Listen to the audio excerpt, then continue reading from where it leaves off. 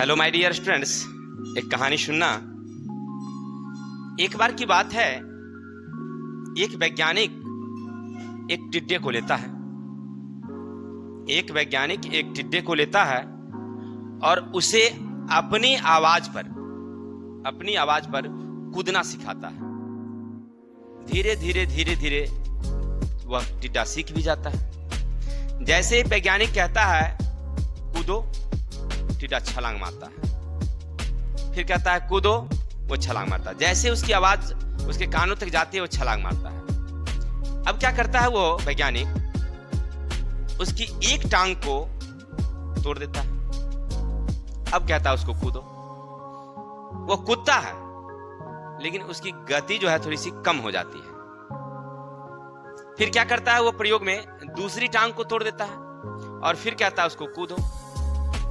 टिड्डा कूदता है लेकिन उसकी गति थोड़ी सी और कम हो जाती है। फिर उसके तीसरे टांग को तोड़ देता है, फिर कहता है कूदो।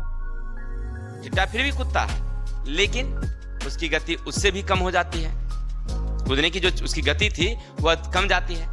ऐसे करते करते बारी बारी से वह हर टांग को तोड़ता जाता है। हर बार उसकी गति कम होते जाती है।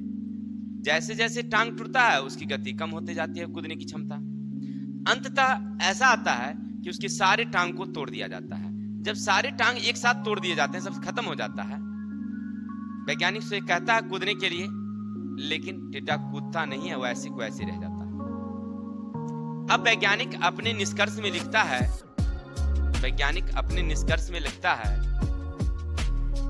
कि टिड्डा को जैसे हम एक टांग तोड़ते हैं वह थोड़ा सा बहरा हो जाता है, उसकी सुनने की क्षमता कम हो जाती है। दूसरा टांग तोड़ते हैं तो उसके सुनने की क्षमता और थोड़ी कम हो जाती है। जैसे जैसे उसके टांग हम तोड़ते जाते हैं उसकी सुनने की क्षमता वैसे वैसे कम होते जाती है। और जब उसके सारे टांग तोड़ देते हैं तो बिल्कुल बहरा हो जाता है। अब आपके दिमाग में आपको यह समझ में आता होगा कि वो वैज्ञानिक बिल्कुल ही बुर्बक होगा। उसको इतनी साधारण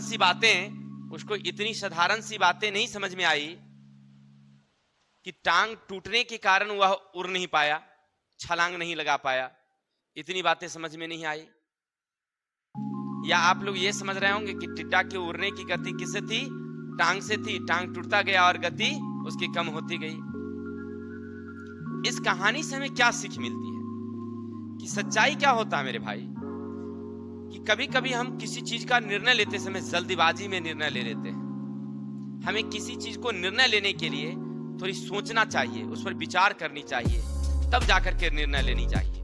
वास्तविकता यह है कि कभी ऐसा हमारे साथ एक साथ 2-3 घटनाएं एक साथ घट जाती है और जिसका एक दूसरे से कोई संबंध नहीं होता, एक दूसरे के साथ कोई संबंध नहीं होता, कोई कनेक्शन नहीं होता, लेकिन हमें लगता है कि दोनों एक दूसरे से जुड़ा हुआ ही है और हम गलत निर्णय ले लेते हैं। दिखता कुछ और है, होता कुछ और है और वास्तविक कुछ और होती है। इसीलिए कोई भी निर्णय लेने से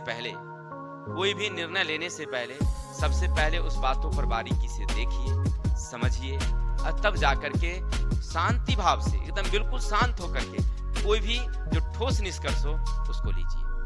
क्लियर? तो आपने क्या समझा? कोई भी निर्णय शांति स्वभाव में लेना है